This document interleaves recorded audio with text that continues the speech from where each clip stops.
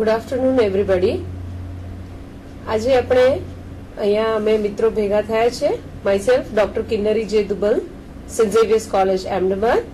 મારા સાથે છે doctor Nainesh Modi, professor MG science college, અને સાથે છે ડોક્ટર કલ્પેશ સોરઠિયા, તોલાણી કોલેજ ભુજથી આવે છે. આજે આપણે વાત કરીશું જીન મ્યુટેશન અને પ્રિસાઇસલી વાત કરીએ તો ડીએનએ મ્યુટેશન. હવે વધારે ડિટેલમાં તમને નૈનેશ મોદી સાહેબ આગળ સમજાવશે. Over to Modi sir. નમસ્કાર મિત્રો. મ્યુટેશન આ જે શબ્દ છે આપણે આજકાલ પરિચિત થઈ ગયા જ હોઈએ છીએ વિદ્યાર્થીઓ. મ્યુટેશન એટલે ગુજરાતીમાં આપણે જેને વિકૃતિ કહીએ છીએ, તે વિકૃતિ ની આપણને સમજ કેવી રીતે પ્રાપ્ત થઈ ત્યારથી આપણે શરૂ કરીશું અને સંપૂર્ણ જુદા જુદા પ્રકારની જે વિકૃતિઓ છે એ વિકૃતિઓ વિશેનો આજે બૃહદ ખ્યાલ આપણે મેળવીશું. તો સૌપ્રથમ આ વિકૃતિ કયા સ્વરૂપમાં અથવા તો કઈ રીતે સજીવોને અથવા તો વિકાસની ક્રિયાને મદદરૂપ થાય છે તેની જે લોકોએ સમજ આપણને આપી છે ત્યારથી આપણે શરૂ કરીએ છીએ. તમે સૌ પ્રથમ સ્લાઇડ જે છે સ્લાઇડમાં તમે જોશો તો એની અંદર પ્રથમ વૈજ્ઞાનિક જે છે જીન બેપ્ટિસ્ટ લેમાર્ક, આ વૈજ્ઞાનિકે એવું જણાવ્યું કે જે લક્ષણો છે એ લક્ષણો વારસામાં ઉતરી આવવાની વાત તો પછીથી આવે છે, પણ તેણે એવી જ નહીં જણાવ્યું કે જે ઉપાર્જિત લક્ષણો છે એ ઉપાર્જિત લક્ષણો વારસામાં ઉતરી આવે છે.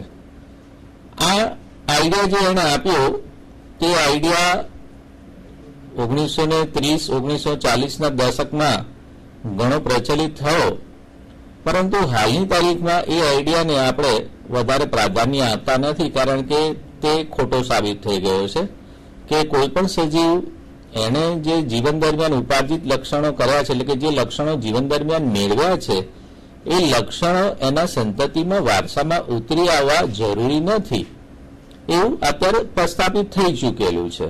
એટલે લેમાર્કની થિયરી અત્યારે કોઈ જ પ્રકારના ઇમ્પોર્ટન્સ ધરાવતી નથી. એના પછી જે વૈજ્ઞાનિક આવ્યા તે છે ચાર્લ્સ ડાર્વિન. ચાર્લ્સ ડાર્વિન નામના વૈજ્ઞાનિકે ધ ઓરિજિન ઓફ સ્પીસીસ નામનો જે તેમનો ગ્રંથ પ્રદર્શિત થયેલો 1859ની સાલમાં, આ ગ્રંથની અંદર તેમણે ઉદ્વિકાસની ઘટના જે છે અથવા તો ઉત્ક્રાંતિની ઘટના છે એની બહોળી સમજ તેમણે રજૂ કરેલી છે.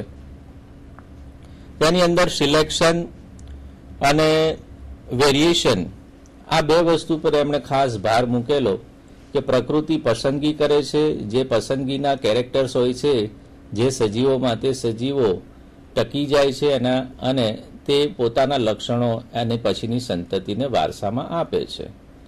તો આ વાત જે છે તે પણ એટલો બધો હાલના સંજોગોમાં એટલો બધો પ્રચલિત નથી, કારણ કે સમય જતા જે તે રજૂઆતો તેમની હતી તેમાં ઘણા બધા વિખવાદો ઊભા થયેલા હતા અને ત્યારબાદ એ વસ્તુઓને ધીમે ધીમે નકારી કાઢવામાં આવેલી હતી. પણ ડાર્વિનનો સિદ્ધાંત આજની તારીખમાં પણ લેમાર્કના સિદ્ધાંતની જેમ જ આપણે ઐતિહાસિક સ્વરૂપે આપણે એને સમજતા આવ્યા છીએ. ડાર્વિને જુદી જુદા સજીવોનો અભ્યાસ કર્યો. તેઓએ બીગલ નામનું એક જહાજ હતું, યુદ્ધ જહાજ હતું બ્રિટિશ, તેની અંદર પ્રવાસ કરી સમગ્ર દુનિયાનો અને હજારો નમૂનાઓ ભેગા કરી અને પોતાનો સિદ્ધાંત રજૂ કરેલો. પરંતુ હાલ આપણે તેના પર ભાર નથી મૂકતા. એના પછીની જે સ્લાઇડ છે જોઈએ તો વિકૃતિ જે છે એ વિકૃતિ શું છે, તો ઓર્ગેનિઝમ શોઝ વેરિએશન, સજીવોમાં વૈવિધ્ય આપણને જોવા મળે છે, જે ડાર્વિને પણ કહ્યું હતું.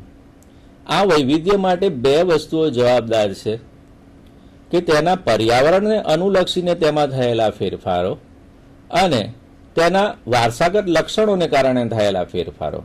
આ બંને ફેરફારો વિકૃતિ માટે જવાબદાર હોઈ શકે છે, પરંતુ જે ઓર્ગેનિઝમ્સમાં એટલે કે સજીવોમાં આ જે ફેરફારો થાય છે એમાંના જે પ્રથમ ફેરફારો કીધા આપણે કે જે પર્યાવરણની દ્રષ્ટિએ થતા હોય છે એ કેટલીક વખત વારસાગત હોય છે, દીકરાને નથી પણ હોતા. મોટાભાગના કિસ્સામાં તે વારસાગત નથી હોતા. પરંતુ જે જનીનની અંદર ફેરફારો થાય છે તે જનીનમાં થયેલા ફેરફારો હંમેશા કેવા હોય છે? વારસાગત જ હોય છે. અને આ જે વારસાગત લક્ષણો છે અથવા તો ફેરફારો છે તે ફેરફારો દ્વારા જ ઉત્ક્રાંતિની ક્રિયા આગળ વધતી હોય છે. નેક્સ્ટ, આપણે મ્યુટેશન્સની વ્યાખ્યા આપવી હોય અથવા તો વિકૃતિની વ્યાખ્યા આપવી હોય તો ઘણી બધી રીતે આપી શકીએ છીએ. પરંતુ સાદી ભાષામાં કહીએ તો કે એવો અચાનક થયેલો કોઈ પણ ફેરફાર કે જે આપણને દ્રષ્ટિગોચર થાય, આપણે તેને સરળતાથી પારખી શકીએ, તેને આપણે વિકૃતિ કહેતા હોઈએ છીએ. આ વિકૃતિ જે છે એ આપણને ઘણી વખત દેખી શકાય તેવી હોય છે, એટલે કે તે સ્ટ્રક્ચરલ હોય છે, અથવા તો ઘણી વખત તે ફંક્શનલ હોય તો આપણે એને જોઈ શકતા નથી. એટલે કે કોઈ એના સજીવના કોઈ કાર્યોમાં કોઈ વિકૃતિ થયેલી હોય તો સરળતાથી આપણે જોઈ શકતા નથી. આમ બે પ્રકારની વિકૃતિ આ રીતે વર્ણવી શકીએ. પરંતુ આ જે મ્યુટેશન શબ્દ છે અથવા તો જે વિકૃતિ શબ્દ છે તે સૌ પ્રથમ આપ્યો કોણે? તો કે 1901ની સાલમાં યુગો દ વ્રીઝ નામના વૈજ્ઞાનિકે આ શબ્દનો પ્રયોગ સૌ પ્રથમ કરેલો. એ વૈજ્ઞાનિક ઇવનિંગ પ્રિમરોઝ નામની વનસ્પતિ જે છે, જેને વૈજ્ઞાનિક નામ છે ઇનોથેરા લેમાર્કિયાના, તેના પર તેઓ સંકરણના પ્રયોગ કરતા હતા. અને આ સંકરણના પ્રયોગ દરમિયાન તેમને કેટલાક સજીવોની અંદર વિકૃતિ જોવા મળી અને એમણે નામ આપી દીધું, આ જે ફિનોમિનન છે, આ ઘટના છે, એને એમણે નામ આપી દીધું વિકૃતિ. અને જે સજીવોમાં આ પ્રકારના અચાનક ફેરફારો જોવા મળ્યા એ સજીવોને વિકૃત સજીવો કહી દીધા. અને એમણે એવું પણ કહ્યું કે વિકૃતિ જ એવું પરિબળ છે કે જે પર્યાવરણની અંદર જે કોઈ બી ઇવોલ્યુશન એટલે કે ઉત્ક્રાંતિની ઘટના થાય છે તેના માટે જવાબદાર છે. બીજું કોઈ ઘટક એવું નથી કે જે ઉત્ક્રાંતિ માટે જવાબદાર હોય. એમના પ્રયોગો દરમિયાન એમણે જે વનસ્પતિ આપણે જોઈ ઇનોથેરા લેમાર્કિયાના, એ વનસ્પતિની અંદર જે લાલ પુષ્પો ધરાવતા છોડ જોયા. આ લાલ પુષ્પો જનરલી વનસ્પતિ સફેદ કલરના પુષ્પો ઉત્પન્ન કરે છે, પરંતુ એમાં કેટલાક છોડની અંદર તેમને લાલ રંગના પુષ્પો જોવા મળ્યા. અને એ લાલ પુષ્પો વાળા જે છોડ હતા તેમની વચ્ચે એમને સ્વપ્રજનન કરાયું અથવા સ્વફલન કરાવ્યું. તે દરમિયાન તેમને જે સંતતિઓ પ્રાપ્ત થઈ તે સંતતિઓમાં પણ લાલ કલરના જ પુષ્પો ધરાવતા છોડો ઉત્પન્ન થયા. અને ત્યારથી તેમણે આ શબ્દની શરૂઆત કરી મ્યુટેશન, કે ભાઈ આ સજીવો વિકૃત થયેલા છે, તેમના પિતૃઓ કરતા સાવ અલગ પ્રકારના લક્ષણો ધરાવે છે, એટલે તેમને વિકૃત સજીવો કહેવાના અને આ ઘટનાને વિકૃતિ કહેવાની. એક વૈજ્ઞાનિક હતા મોર્ગન. આ વૈજ્ઞાનિક 1910ની સાલની આસપાસ ડ્રોસોફિલા મેલેનોગેસ્ટર આખું નામ છે તેનું, એક આ માખી છે, ફળ માખી. એ ફળ માખીની અંદર એમણે કોઈક ફેરફારો જોયા. એ ફેરફારો કેવા પ્રકારના? તો કે એમાં જે નર માખી હતી, જે એ લાલ કલરની જે આંખો ધરાવતી હોય બધી માખી, એમાં કેટલીક માખી તેમને સફેદ રંગની આંખો ધરાવતી માખીઓ જોવા મળી. આના પરથી તેમણે ફર્ધર પ્રયોગો કર્યા અને એમણે એ સાબિત કર્યું, પ્રસ્થાપિત કર્યું કે આ જે માખીની આંખના રંગમાં જે ફેરફાર થાય છે તે ફેરફાર માટે જવાબદાર પરિબળ ક્યાં રહેલું છે? તો કે જનીનની અંદર રહેલું છે. એટલે પહેલી વ્યક્તિ એવી આ મળી કે જેણે પ્રસ્થાપિત કર્યું કે જનીનમાં કોઈ પણ ફેરફાર થાય છે અને એ ફેરફાર રિઝલ્ટ ઇનટુ ધ કેરેક્ટર, એટલે કે એ ફેરફાર સજીવના લક્ષણમાં પછી જોવા મળતો હોય છે. એટલે આપણને ત્યાંથી સાબિત થયું કે કોઈ પણ પ્રકારની વિકૃતિ જે મોટા પાયે આપણને જોવા મળે છે તથા જે વારસાગત વિકૃતિ છે તેના માટે જવાબદાર પરિબળ શું છે? તો કે જનીન અને એમાં થતા કોઈ પણ ફેરફારો. Next please. મ્યુટેશનના પ્રકાર વિશે આપણે વિચાર કરીએ તો મ્યુટેશન બે રીતે ઉત્પન્ન થઈ શકે. ઓટોમેટિકલી એટલે સ્વયંભૂ થઈ શકે, અથવા તો એને આપણે સ્પોન્ટેનિયસ મ્યુટેશન કહીએ અથવા સ્વયંભૂ મ્યુટેશન કહીએ. અને બીજું જે છે એ આપણે કોઈ પણ રસાયણો દ્વારા અથવા તો રેડિયેશન એટલે કે ક્ષ-કિરણો કે બીજા કિરણો દ્વારા કોઈ પણ સજીવમાં એમાં કોઈ પણ પ્રકારની વિકૃતિ ઉત્પન્ન કરાવીએ તો તેને ઇન્ડ્યુસ્ડ મ્યુટેશન અથવા તો પ્રેરિત મ્યુટેશન એટલે કે પ્રેરિત વિકૃતિ કહેવાય. આમ વિકૃતિ બહોળા સ્વરૂપમાં જોવા જઈએ તો બે પ્રકારની, સ્વયંભૂ અથવા તો પ્રેરિત. આ બે પ્રકારની વિકૃતિ છે. પરંતુ જો આ વિકૃતિ આગળ વાત કરીએ તો જો એ વિકૃતિ કોઈ સોમેટિક સેલ્સ એટલે કે સજીવના દૈહિક કોષોની અંદર થતી હોય તો એ વિકૃતિ આપણે જાણીએ છીએ કે દૈહિક કોષોમાં થયેલી વિકૃતિ એ અંગ પૂરતી સીમિત રહે છે. એ પછીની પેઢીની અંદર એ વારસામાં ઉતરી આવતી નથી. પરંતુ જો સજીવના પ્રજનન કોષોની અંદર આ પ્રકારની વિકૃતિ થઈ જાય તો એ પ્રજનન કોષોમાં થયેલી વિકૃતિ એના પછીની પેઢીને પણ આપોઆપ વારસામાં મળતી હોય છે. તો એ દ્રષ્ટિએ જોઈએ તો વિકૃતિ બે પ્રકારની થઈ, દૈહિક કોષોની વિકૃતિ અને પ્રજનન કોષોની વિકૃતિ. પહેલી દૈહિક કોષોની વિકૃતિ વારસાગત નથી, પ્રજનન કોષોની વિકૃતિ વારસાગત છે.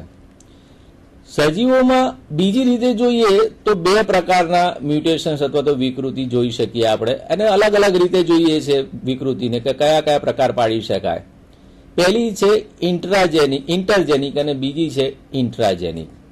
એટલે કે ઇન્ટરજેનિક છે એટલે કે ક્રોમોઝોમલ એટલે કે રંગસૂત્રોના લેવલે જો વિકૃતિ થતી હોય. આપણે મિત્રો જાણીએ છીએ કે સજીવના શરીરના કોષ કેન્દ્રમાં જનરલી કોષ કેન્દ્રમાં રહેલા જે રંગસૂત્રો છે તે રંગસૂત્રો ઉપર જનીનો ક્રમમાં ગોઠવાયેલા છે. જુદા જુદા જનીનો ક્રમમાં ગોઠવાયેલા છે. મનુષ્યની અંદર હ્યુમન જીનોમ પ્રોજેક્ટના અંતે આપણે એ પણ પ્રસ્થાપિત કરી ચૂક્યા છીએ કે દરેક મનુષ્યના દરેક કોષની અંદર 30 થી 40 હજાર જેટલા જનીનો છે. પરંતુ એ જનીનો રહેલા છે કેટલા રંગસૂત્રો પર? તો કે 23 જોડ રંગસૂત્રો પર રહેલા છે. એટલે કે એક રંગસૂત્ર પર ઘણા બધા જનીનો હોઈ શકે છે. તો આ જે જનીનોના લેવલે જો વિકૃતિ થાય તો એને જીન મ્યુટેશન અથવા તો જનીન વિકૃતિ કહીએ. અને પહેલું જે છે ક્રોમોઝોમલ એબરેશન એટલે કે રંગસૂત્રોના લેવલે એટલે કે મોટા પાયે વિકૃતિ થઈ કહેવાય. રંગસૂત્રના લેવલે થાય એટલે મોટા પાયે વિકૃતિ થઈ કહેવાય, અને એ વિકૃતિને આપણે રંગસૂત્રીય વિકૃતિ કહીશું. તો આજના આપણા સમયગાળામાં આજના આપણા લેક્ચરની અંદર શક્ય હશે ત્યાં સુધી બંને વિકૃતિઓનો આપણે અભ્યાસ કરવાનો પ્રયત્ન કરીશું. બટ આપણે શક્ય હશે એટલો પ્રયત્ન કરીશું. અધરવાઇઝ જે ક્રોમોઝોમલ મ્યુટેશન છે એટલું તો આજે તમને શીખવાડી દેવાની અમારી ગણતરી છે. Next slide please. હવે જે રંગસૂત્રીય વિકૃતિ છે, પહેલા આપણે જોઈ વિકૃતિ બે પ્રકારની, રંગસૂત્રીય વિકૃતિ અને જનીન વિકૃતિ. એમાં પહેલી જે રંગસૂત્રીય વિકૃતિ છે એના પાછા બે પ્રકાર પડે છે. Changes in the number of the chromosome એટલે કે રંગસૂત્રોની જે ઓરિજિનલ સંખ્યા છે તે સંખ્યામાં કોઈ પણ પ્રકારના ફેરફાર થાય. ખાલી મનુષ્યની આપણે વાત કરીએ તો 23 જોડ રંગસૂત્રો છે એટલે કુલ 46 રંગસૂત્રો પ્રત્યેક કોષમાં છે. પ્રત્યેક કોષમાં રહેલા 46 રંગસૂત્રો એ નોર્મલ નંબર કહેવાય, સામાન્ય સંખ્યા કહેવાય. પરંતુ એમાં કોઈ પણ પ્રકારનો ફેરફાર થાય તો એવી વિકૃતિને આપણે રંગસૂત્રીય વિકૃતિ કહીશું. અને રંગસૂત્રીય વિકૃતિ કેવા પ્રકારની? પરંતુ સંખ્યાકીય વિકૃતિ. અને જો કોઈ પણ રંગસૂત્રની અંદર એની કોઈ રચનામાં કોઈ ફેરફાર થઈ જાય, રંગસૂત્રોની સંખ્યા ન બદલાય, 46 ના 46 જ રહે, પરંતુ તેની સંખ્યાની જગ્યાએ તેની કોઈ પણ રંગસૂત્રની રચનામાં થોડો ઘણો પણ ફેરફાર થઈ જાય અથવા તો વધુ ફેરફાર થઈ જાય તો તે વિકૃતિને આપણે રંગસૂત્રોની રચનાકીય વિકૃતિ કહીશું. તો આમ બે પ્રકારની વિકૃતિ પૈકી પહેલી વિકૃતિ જે છે આપણે શરૂ કરીએ એ પહેલા મનુષ્યનો જે કેરિયોટાઇપ છે એ જોઈએ. તો મનુષ્યના કેરિયોટાઇપમાં જે આપણે વાત કરી તે પ્રમાણે 46 રંગસૂત્રો એ 23 જોડોમાં વહેંચાયેલા છે. તમને નીચેનું જે બોક્સ છે એ બોક્સ જોઈને ખ્યાલ આવ્યો હશે કે આ પુરુષનું કેરિયોટાઇપ છે, કારણ કે તેની અંદર રંગસૂત્રોમાં 23મી જોડ XY છે. જો સ્ત્રી હોય તો અહીંયા આગળ વાયની જગ્યાએ બીજું X ક્રોમોઝોમ જ હોય એટલે 2X આવે ત્યાં આગળ. તો આગળના જે બાકીના જે XY સિવાયના જે લખેલા છે બધા જ રંગસૂત્રો દૈહિક રંગસૂત્રો કહેવાય, ને આ X અને Y છે એ લિંગી રંગસૂત્રો કહેવાય.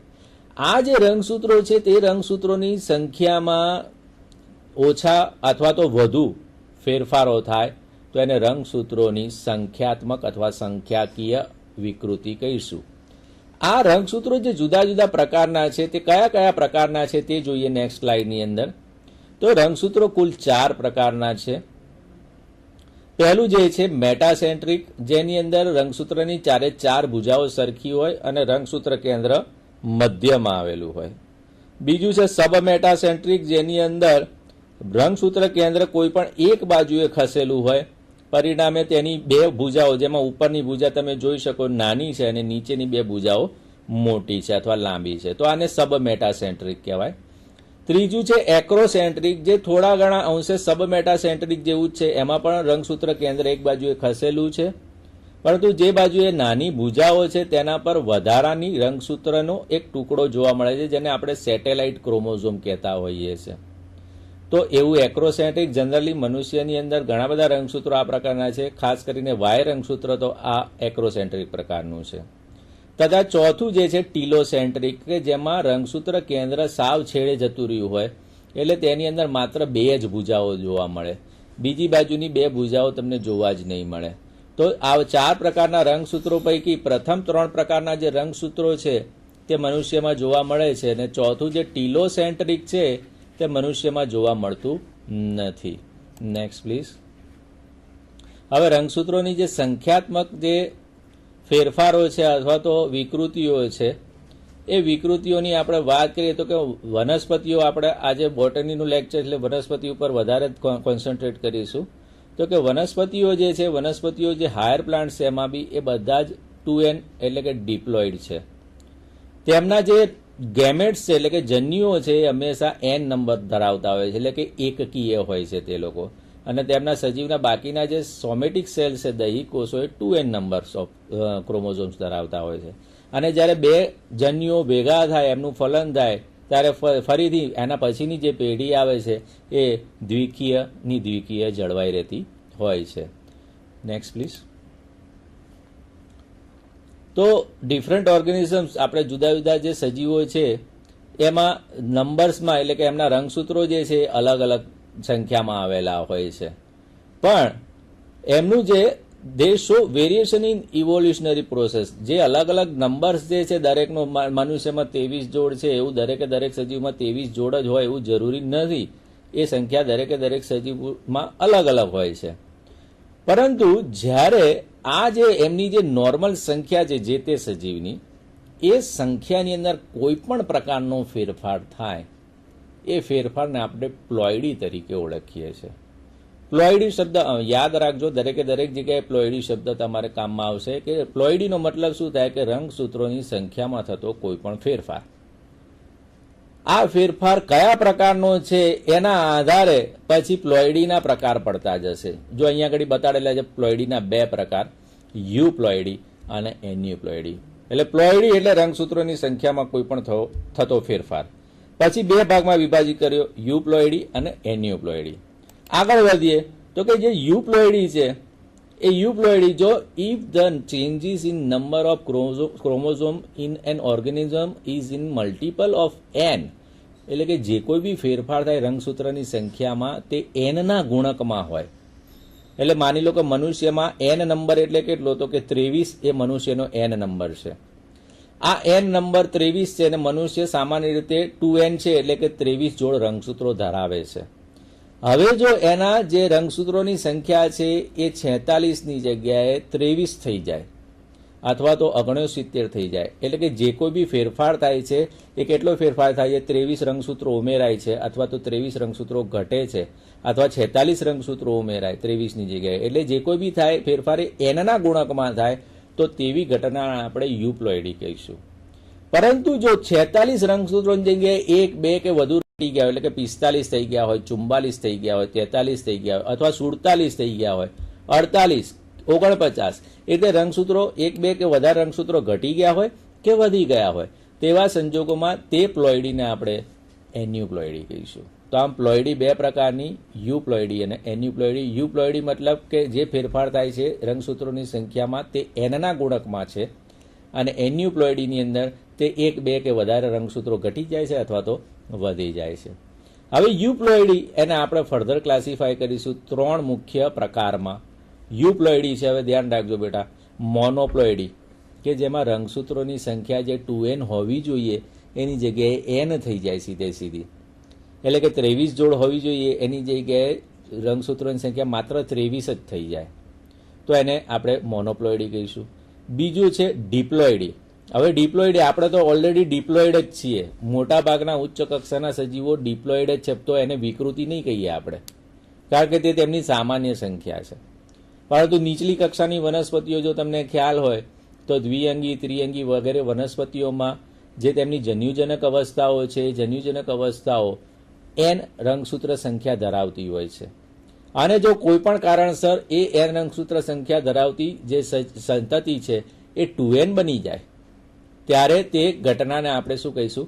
ડિપ્લોઇડી કહીશું. તો મોનોપ્લોઇડી એટલે 2n માઇનસ n, એટલે કે સંખ્યા ફાઇનલી કેટલી થઈ જાય? n. ડિપ્લોઇડીનો મતલબ કે n હોય એની જગ્યાએ 2n થઈ જાય.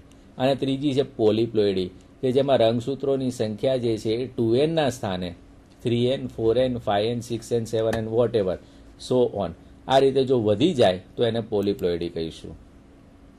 આ વસ્તુ આપણે ઓલરેડી શીખી ગયા કે ઇન નોર્મલ ડિપ્લોઇડ ઓર્ગેનિઝમ આ રીતનું જો હેપ્લોઇડ જે છે એ બની જાય 2n ની જગ્યાએ તો આપણે એને મોનોપ્લોઇડી કહીશું.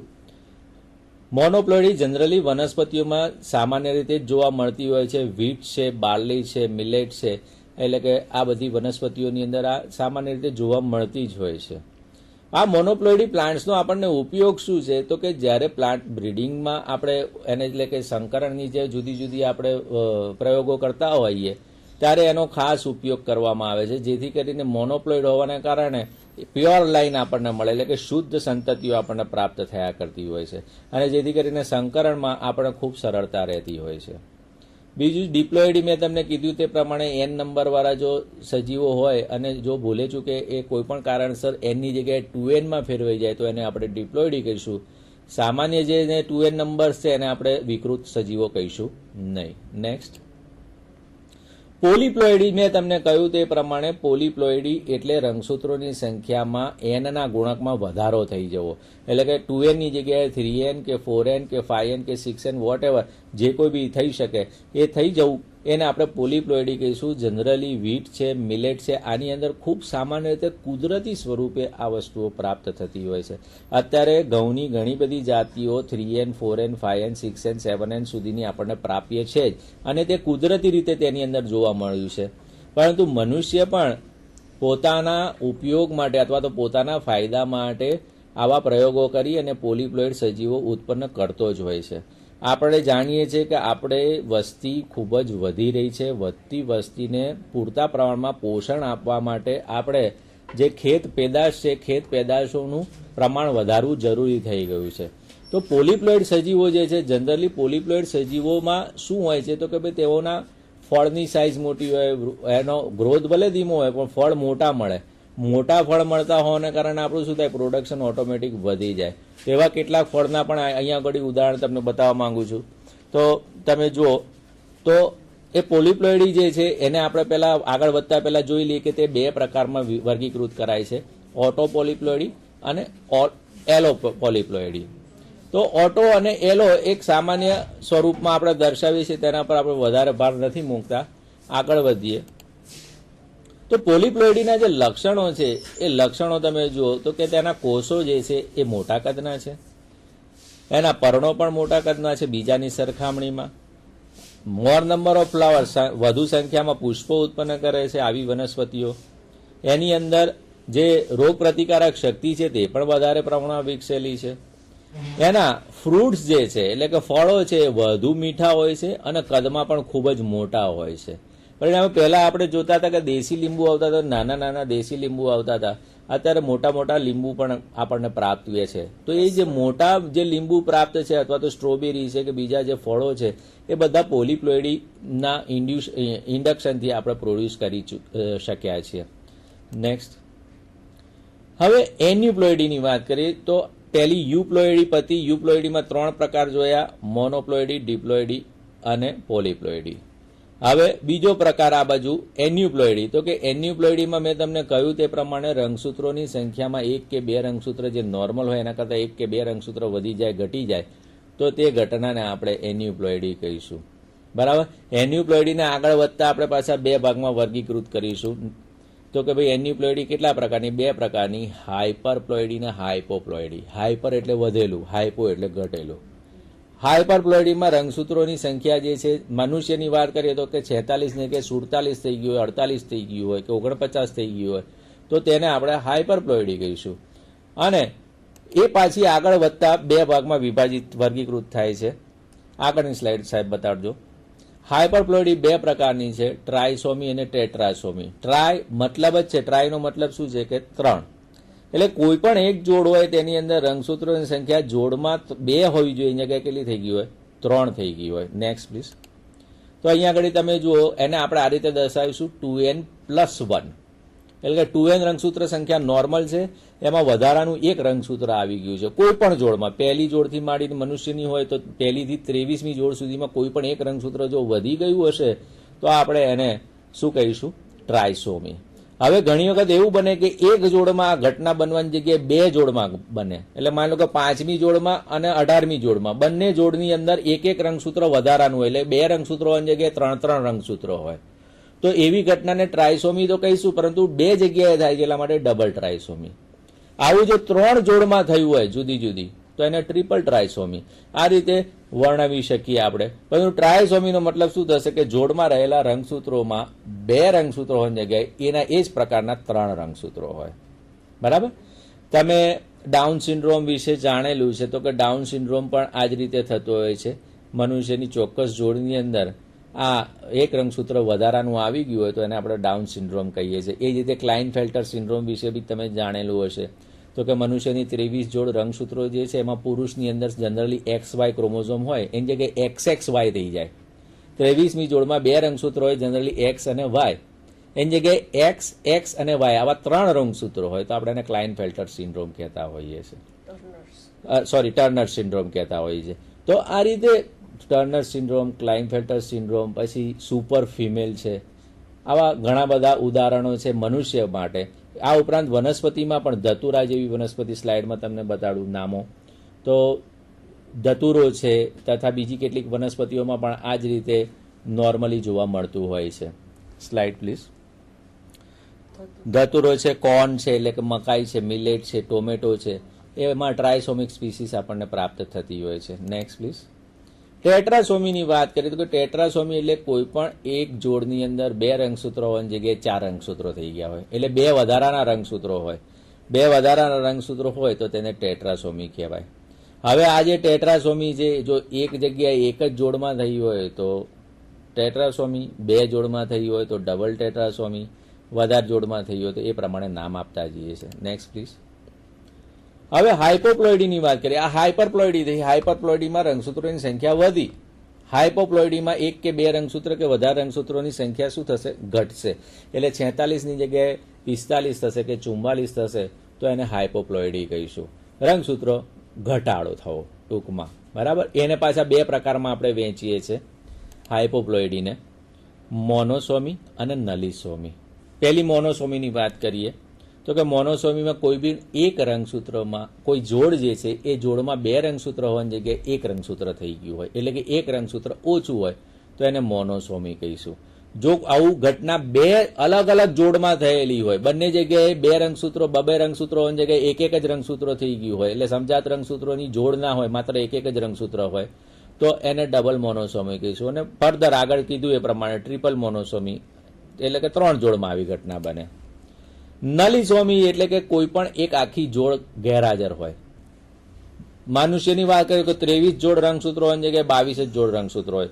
એક આખી જોડ જે સમજાત રંગસૂત્રની છે આખી ગાયબ હોય એટલે કે એ ગેરહાજર હોય તો એને આપણે નલિસોમી કહીશું. પણ મોટા ભાગે મનુષ્યની અંદર આ ઘટના જે છે એ લિથલ હોય છે. નલિસોમી. બરાબર છે. એન્યુપ્લોઇડી જે છે એ ઓટોઝોમ્સમાં જો થાય તો તેને ઓટોઝોમલ એન્યુપ્લોઇડી કહીશું. અને જો એટલે કે તેના દૈહિક રંગસૂત્રોમાં થાય તો દૈહિક રંગસૂત્રોની એન્યુપ્લોઇડી કહીશું. અને જો લિંગી રંગસૂત્રોમાં થાય તો એટલે કે XY અથવા તો XXY કે XO એવી કોઈ ઘટના બની ગઈ હોય તો એને લિંગી રંગસૂત્રોની એન્યુપ્લોઇડી કહીશું. હવે સ્ટ્રક્ચરલ જે ચેન્જીસ છે, રંગસૂત્રોની અંદર જે બંધારણીય ફેરફારો થાય છે એ બંધારણીય ફેરફારો તમને સમજાવવા માટે અથવા તો રચનાત્મક ફેરફારો જે થાય છે એ સમજાવવા માટે હું ડૉક્ટર કલ્પેશ સોરઠિયાને વિનંતી કરીશ. સોરઠિયા સાહેબ, સ્ટ્રક્ચરલ ક્રોમોઝોમ્સ વિશે વિદ્યાર્થીઓને સહેજ માહિતી આપો આપ. થેન્ક યુ મોદી સાહેબ. વિદ્યાર્થી મિત્રો, મોદી સાહેબે ખૂબ જ સરસ રીતે આપણને રંગસૂત્રોના સંખ્યામાં થતી વિકૃતિઓ વિશે જણાવ્યું. હવે આપણે જોઈશું રંગસૂત્રની રચનામાં થતા ફેરફારો અને તેના દ્વારા ઉત્પન્ન થતી વિકૃતિઓ. તો રંગસૂત્રની રચનામાં સામાન્ય રીતે જ્યારે કોષ વિભાજન થતું હોય ત્યારે વ્યતિકરણની ક્રિયા, ક્રોસિંગ ઓવરની ક્રિયા દરમિયાન રંગસૂત્રની ભુજા તૂટે છે અને બીજાની સાથે જોડાય છે.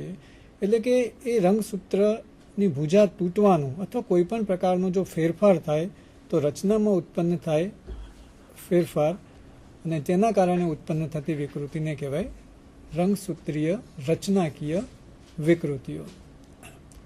હવે આ વિકૃતિ દરમિયાન રંગસૂત્રની રચનામાં આવેલા જનીનોની સંખ્યામાં ફેરફાર થાય, કેટલાક કિસ્સાઓમાં વધી જાય છે તો કેટલાક કિસ્સાઓમાં ઘટી જાય છે. તે જ રીતે રંગસૂત્રમાં આવેલા જનીનોની સિક્વન્સ એટલે એની એરેન્જમેન્ટ ગોઠવણીમાં ફેરફાર થાય છે, જેના કારણે પણ વિકૃતિ ઉત્પન્ન થાય છે. આપણે સ્લાઇડમાં જોઈશું કે રચનાકીય વિકૃતિઓ છે એ મુખ્ય 4 પ્રકારની હોય છે: ડિલીશન, ડુપ્લિકેશન, ટ્રાન્સલોકેશન અને ઇન્વર્ઝન. ડિલીશન એટલે રંગસૂત્રની રચનામાંથી કોઈ પણ ભાગ ઓછો થાય છે, ડુપ્લિકેશનમાં વધી જાય છે, ટ્રાન્સલોકેશનમાં ચેન્જ થાય છે અને ઇન્વર્ઝનમાં 180 ડિગ્રી એ ભ્રમણ પામે છે. શરૂઆત કરીએ આપણે ડિલીશન એટલે કે ડેફિશિયન્સીથી, કે ક્રોમોઝોમનો નાનકડો ભાગ કે જેની અંદર કેટલાક જનીનો આવેલા હોય છે તે ત્યાંથી દૂર થાય છે, સંપૂર્ણપણે નાશ પામે છે, દૂર થઈ જાય છે. ડિલીશન 2 પ્રકારના હોય છે: ટર્મિનલ અને ઇન્ટરકેલરી ડિલીશન. અહીં તમે પિક્ચરમાં જોઈ શકો છો કે એક રંગસૂત્ર જે કર્સરથી બતાવ્યું છે તેમાં બ્લુ કલરથી બતાવેલો ભાગ એ દૂર થાય છે, એટલે કે એટલા જનીનો રંગસૂત્રમાંથી ઓછા થાય છે અને જેના કારણે જનીનની ઘટના કારણે વિકૃતિ ઉત્પન્ન થાય છે. જ્યારે આવો ડિલીશન પામેલો ભાગ અહીંયા તમે જોઈ શકો છો કે ડિલીટ થતા પહેલા એ ટુકડો લૂપ બનાવે છે અને આ લૂપ બનાવ્યા પછી આ બંને છેડા, જ્યાં કર્સર હું રાખું છું, આ બંને છેડા જોડાઈ જાય છે અને સી, ડી અને ઈ જનીન ધરાવતો ભાગ ત્યાંથી દૂર થાય છે. અહીંયા તમે જોઈ શકો છો કે ટર્મિનલ ડિલીશન ઓફ શોર્ટ આર્મ. મિત્રો, જેમ મોદી સાહેબે બતાવ્યું તેમ રંગસૂત્રની રચનામાં લાંબી ભુજા અને ટૂંકી ભુજા આવેલી હોય છે. અહીં ટૂંકી ભુજામાંથી છેડાના અંત ભાગમાંથી કેટલાક જનીનો દૂર થાય છે. ટૂંકી ભુજામાંથી દૂર થતા હોવાથી તેને કહેવાય છે ટર્મિનલ ડિલીશન ઓફ શોર્ટ આર્મ. હવે એ જ ઘટના તમે લોંગ આર્મમાં જોઈ શકો છો. જે લાંબી ભુજા છે તે લાંબી ભુજાવાળા ભાગમાંથી છેડેથી રંગસૂત્રના ટુકડા દૂર થાય છે. એનિમેશનમાં તમે એ આ ઘટનાને ખૂબ જ સ્પષ્ટ રીતે જોઈ શકો છો. હવે આ ડિલીશન પહેલા આપણે જોયું ટર્મિનલ એટલે કે છેડેથી. હવે જે નેક્સ્ટ સ્લાઇડ તમે જોઈ રહ્યા છો તે છે ઇન્ટરકેલરી ડિલીશન ઓફ લોંગ આર્મ, એટલે કે લાંબી ભુજામાંથી વચ્ચેના ભાગમાંથી રંગસૂત્રનો ટુકડો દૂર થાય છે. મિત્રો, ટર્મિનલમાં ફક્ત એક જ જગ્યાએ કટ લાગે છે, જ્યારે ઇન્ટરકેલરી ડિલીશનમાં રંગસૂત્રમાં 2 જગ્યાએ કટ લાગે છે અને મુક્ત થતો ટુકડો સંપૂર્ણપણે દૂર થાય છે. આ જ રીતે ટૂંકી ભુજામાં પણ ઇન્ટરકેલરી ડિલીશન જોવા મળે છે. અહીં તમે રિંગ ક્રોમોઝોમમાં ડિલીશનની ઘટના જોઈ શકો છો કે તેના બંને છેડેથી રંગસૂત્રના ટુકડા દૂર થાય છે અને ક્રોમોઝોમમાં રંગસૂત્રીય રચનાકીય વિકૃતિનું ઉદ્ભવ થાય છે. બીજું છે ડુપ્લિકેશન. ટુ ડુપ્લિકેટ એટલે ડબલ થવું. This abnormality occurs due to multiplication of additional genes on chromosome, results into elongation of chromosome. એટલે કે રંગસૂત્રની રચનામાં કેટલાક જનીનોનો ઉમેરો થાય છે અને આ ઉમેરાના કારણે રંગસૂત્રની ભુજાની લંબાઈમાં વધારો થાય છે. આમ રંગસૂત્રની લંબાઈમાં વધારો થાય કેટલાક જનીનો ઉમેરાવાના કારણે તેને કહેવામાં આવે છે ડુપ્લિકેશન. ડુપ્લિકેશનના આપણે પ્રકારો જોઈશું. ઇન્ટરક્રોમોઝોમલ ડુપ્લિકેશન અને ઇન્ટ્રાક્રોમોઝોમલ ડુપ્લિકેશન. મિત્રો, ઇન્ટર અને ઇન્ટ્રા શબ્દોથી તમે ખૂબ જ પરિચિત છો. ઇન્ટરક્રોમોઝોમલ ડુપ્લિકેશનમાં બે જુદા જુદા રંગસૂત્રો વચ્ચે જનીનોની આપલેની ઘટના થાય છે, જ્યારે ઇન્ટ્રામાં એક જ રંગસૂત્ર પર આ ઘટના જોવા મળે છે. અહીં સ્ક્રીન પર દર્શાવેલી સ્લાઇડમાં તમે જોઈ શકો છો કે ડાબી બાજુ રંગસૂત્રનો ટુકડો જે જમણી બાજુ ડબલ થઈ ગયેલો, તેનું ડુપ્લિકેશન થયેલું જોવા મળે છે. હવે ઇન્ટરક્રોમોઝોમલ ડુપ્લિકેશન્સ એના બે પ્રકાર જોવા મળે છે: ટ્રાન્સપોઝિશન અને ફોર્મેશન ઓફ ન્યૂ ક્રોમોઝોમ. ટ્રાન્સપોઝિશનની ઘટના દરમિયાન રંગસૂત્રનો એક ટુકડો બીજા રંગસૂત્રની અંદર ઉમેરાય છે, જ્યારે બીજી ઘટનામાં એટલે કે ન્યૂ ક્રોમોઝોમમાં ડુપ્લિકેટેડ સેગમેન્ટ એ નવા જ એક્સ્ટ્રા નાનકડા રંગસૂત્રની રચના કરે છે. આમ ઇન્ટરક્રોમોઝોમલ ડુપ્લિકેશન બે પ્રકારે થાય છે: ટ્રાન્સપોઝિશન અને ફોર્મેશન ઓફ ન્યૂ ક્રોમોઝોમ. હવે આપણે જોઈએ ઇન્ટ્રાક્રોમોઝોમલ ડુપ્લિકેશન, એટલે કે બેવડાવવાની ક્રિયા એક જ રંગસૂત્રની અંદર જોવા મળે છે. તેના પ્રકારો છે contiguous, non contiguous, tandem, reverse tandem, displaced અને અટેચ્ડ એક્સ. આ જુદા જુદા તેના પ્રકારો છે. મિત્રો, હવે આપણે એક પછી એક તેને જોઈએ. પહેલું છે કન્ટિગ્યુઅસ ડુપ્લિકેશન. તેમાં તમે જોઈ શકો છો કે DE અહીંયા રંગસૂત્રમાં ઉમેરાયું છે. એટલે તમે અહીંયા રેડ કલરથી અને ગ્રીન કલરથી બંને જગ્યાએ DE જોઈ શકો છો. અહીંયા D અને E જનીન એ બેવડાયો છે, એટલે ડુપ્લિકેશન થયું છે. નોન કન્ટિજિયસમાં મિત્રો તમે એક માર્ક કરો કે D અને E જે નવો ટુકડો ઉમેરાયો છે તે એક્ઝેક્ટ જે DE છે તેની બાજુમાં ઉમેરાયો છે.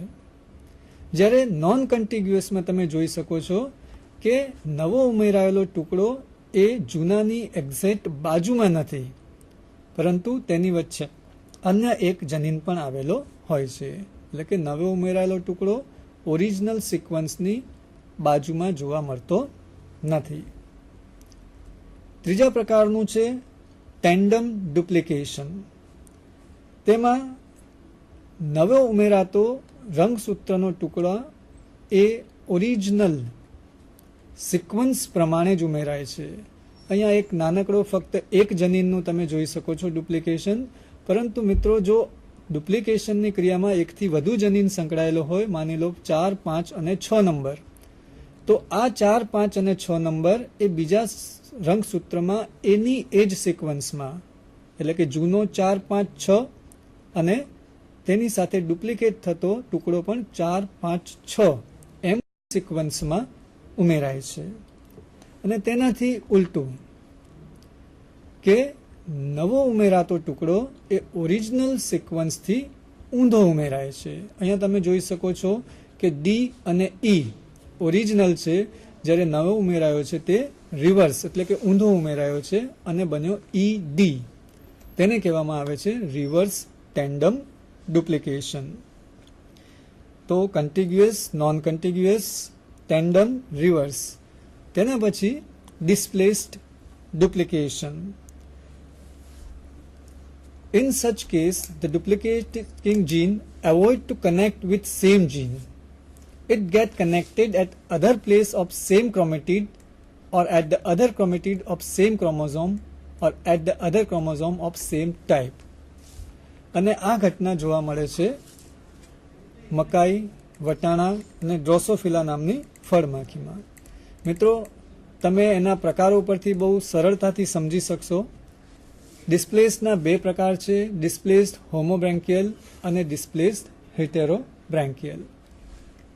અહીં રિપીટેડ સેગમેન્ટ એટલે કે જે ડુપ્લિકેટ થતો ટુકડો છે એ રંગસૂત્રના સેમ એટલે કે એ જ ભુજામાં ગોઠવાય છે. જ્યારે હેટેરોબ્રાન્કિયલમાં જે રિપીટ થતો ટુકડો છે તે રંગસૂત્રના બીજી ભુજામાં ગોઠવાય છે. એટલે અહીંયા મિત્રો તમે જોઈ શકો છો ડી અને ઈ, અહીંયા ડોટ જે દર્શાવ્યું છે તે સેન્ટ્રોમિયર છે અને આ લાંબી ભુજા છે.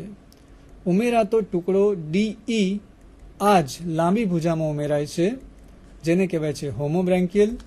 જ્યારે બીજા કેસમાં તમે જોઈ શકો છો કે નવો ઉમેરાતો ટુકડો એ ઓરિજિનલ કરતાં બીજી સાઈડ એટલે કે સેન્ટ્રોમિયરની બીજી બાજુ એટલે કે બીજી ભુજામાં ઉમેરાય છે, જેને કહેવાય છે ડિસ્પ્લેસ્ડ હેટેરોબ્રાન્કિયલ.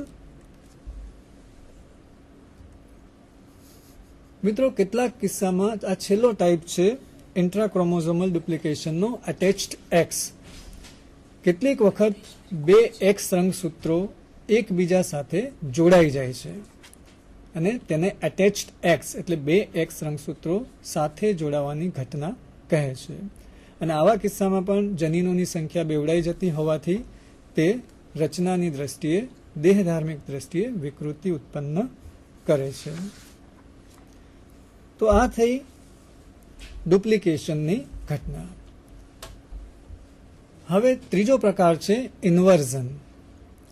વિદ્યાર્થી મિત્રો, ઇન્વર્ઝનની ક્રિયામાં રંગસૂત્રનો ટુકડો, તેની પર આવેલા જનીનો તે જે સિક્વન્સમાં હોય છે તેના કરતાં તે ભ્રમણ પામીને ઊંધા થઈ જાય છે, ઇન્વર્સ થઈ જાય છે. તેને કહેવામાં આવે છે ઇન્વર્ઝન. ઇન્વર્ઝનના પ્રકાર છે, અહીંયા તમે જોઈ શકો છો, એનિમેશન દ્વારા બહુ જ ક્લિયર દેખાય છે. સેન્ટ્રોમિયરની એક તરફ જનીન નંબર 3, બીજી તરફ 4 છે અને જે 180 ડિગ્રી ઊંધા થઈ અને પરિભ્રમણ પામે છે, જેને કહેવાય છે ઇન્વર્ઝન. ઇન્વર્ઝનના બે પ્રકાર છે. પહેલું છે સિંગલ ઇન્વર્ઝન અને બીજું છે કોમ્પ્લેક્સ ઇન્વર્ઝન. સિંગલ ઇન્વર્ઝન એ વધુ બે પેટા પ્રકારમાં વિભાજિત થાય છે, પેરાસેન્ટ્રિક અને પેરીસેન્ટ્રિક. પેરા અને પેરીમાં આપણે જોઈશું આગળ કે પેરાસેન્ટ્રિક જે છે તેમાં centromere lies outside the inverted region, એટલે કે ઇન્વર્ઝનની આ પ્રક્રિયામાં 180 ડિગ્રી પરિભ્રમણની પ્રક્રિયામાં સેન્ટ્રોમિયર ક્યાંય ભાગ લેતું નથી અને આ ઘટના સેન્ટ્રોમિયરની બંને તરફ જોઈ શકાય છે. ક્યારેક તે આપણે એનિમેશનમાં દેખાય છે તે લાંબી ભુજામાં પરિભ્રમણ થાય છે, જ્યારે અન્ય કિસ્સામાં આપણે અહીં જોઈ શકીએ છીએ બીજી સ્લાઇડમાં કે તેમાં પણ સેન્ટ્રોમિયર ભાગ નથી લેતું, પરંતુ આ ઘટના ટૂંકી ભુજામાં જોવા મળે છે. એટલે કે પેરાસેન્ટ્રિક ઇન્વર્ઝનની ક્રિયા લાંબી ભુજા અથવા ટૂંકી ભુજા બંનેમાંથી કોઈ પણ ભુજામાં થઈ શકે છે અને જેના કારણે જીન સિક્વન્સ એટલે જનીનોની સિક્વન્સમાં ફેરફાર થાય છે અને જેના કારણે ઉત્પન્ન થતો જીનોટાઇપમાં ફેરફાર થાય છે અને જીનોટાઇપમાં ફેરફાર થતાં ફિનોટાઇપ એટલે કે લક્ષણોમાં ફેરફાર થાય છે. અને જેમ મોદી સાહેબે બતાવ્યું તેમ આ લક્ષણ દેહધાર્મિક એટલે કે રચનાકીય હોઈ શકે અથવા કોઈ પણ કાર્યમાં હોઈ શકે અથવા તો વર્તણૂક બિહેવિયરલ ચેન્જ પણ હોઈ શકે છે. પેરાસેન્ટ્રિક પછી સિંગલ ઇન્વર્ઝનનો બીજો પ્રકાર છે પેરીસેન્ટ્રિક. આ ઘટનામાં સેન્ટ્રોમિયર એ ઇન્વર્ઝનની ક્રિયામાં ભાગ લે છે. તમે એનિમેશનમાં જોઈ શકો છો કે સેન્ટ્રોમિયર સાથેનો ટુકડો સંપૂર્ણપણે 180 ડિગ્રીએ પરિભ્રમણ પામે છે. અહીં પણ આપ જોઈ શકો છો બીજું એનિમેશન છે, સેન્ટ્રોમિયર આ પ્રક્રિયામાં ભાગ લે છે. ચોથા પ્રકાર છે ટ્રાન્સલોકેશન. ટ્રાન્સલોકેશનની ઘટનામાં ફક્ત ગોઠવણીમાં ફેરફાર થાય છે, જ્યારે તેમાં નો એડિશન નો લોસ એટલે કાંઈ ગુમ થતું નથી કે કાંઈ વધારાનું ઉમેરાતું નથી. ટ્રાન્સલોકેશનના પ્રકારો આપણે જોઈશું. પહેલો છે સિમ્પલ ટ્રાન્સલોકેશન, સાદો પ્રકાર. તે ફરીથી બે ભાગમાં વહેંચાય છે. હવે સિમ્પલ ટ્રાન્સલોકેશનની ઘટના એ એક જ ક્રોમોઝોમમાં જોવા મળે છે, જ્યારે સ્પેશિયલ માં આપણે અલગ જોઈશું. પહેલા આપણે સિમ્પલથી ચાલુ કરીએ. સિમ્પલ એ બે ભાગમાં વેચાય છે, ઇન્ટ્રાક્રોમોઝોમલ અને ઇન્ટરક્રોમોઝોમલ. ઇન્ટ્રાક્રોમોઝોમલમાં ટ્રાન્સલોકેશનની ઘટના એક જ રંગસૂત્ર પર જોવા મળે છે, જ્યારે ઇન્ટરમાં બે અલગ અલગ ઉપર જોવા મળે છે. ઇન્ટ્રાક્રોમોઝોમલ ટ્રાન્સલોકેશન બે પેટા વિભાગમાં એક્સ્ટ્રારેડિયલ અને ઇન્ટ્રારેડિયલ એમ બે ભાગમાં વિભાજિત થાય છે. મિત્રો જોઈ શકો છો તમે અહીંયા કે shift from one chromosome arm to another, એટલે રંગસૂત્રની એક ભુજામાંથી બીજી ભુજામાં તે રંગસૂત્રનો ટુકડો શિફ્ટ થાય છે. જ્યારે બીજા કિસ્સામાં ઇન્ટ્રારેડિયલમાં તમે જોઈ શકો છો કે આ દૂર થતો ટુકડો, શિફ્ટ થતો ટુકડો એ સેમ ભુજામાં રહે છે. તો એક્સ્ટ્રા અને ઇન્ટ્રારેડિયલમાં ફક્ત બીજી ભુજા અથવા તો સેમ ભુજામાં થતો ફેરફાર છે. બીજું છે ઇન્ટરક્રોમોઝોમલ ટ્રાન્સલોકેશન. અહીં બે જુદા જુદા રંગસૂત્રો ભાગ લે છે. જેમ નીચેની તરફ અહીં તમે જોઈ શકો છો, એક રંગસૂત્ર અને આ બીજો રંગસૂત્ર છે. ઈ અને એફ જનીન તમે જોઈ શકો છો બીજા રંગસૂત્રમાં એડ થાય છે. તેનો પેટા પ્રકાર છે રેસિપ્રોકલ ટ્રાન્સલોકેશન અને non reciprocal translocation. Mutual exchange of segments between two chromosomes, એટલે ક્રોમોઝોમ્સ બે જુદા જુદા રંગસૂત્રોની વચ્ચે. યુસેન્ટ્રિક પ્રકારમાં ઓરિજિનલ સિક્વન્સ મેન્ટેન થાય છે, એટલે કે જનીનનું જે સ્થાન છે એ જળવાય છે.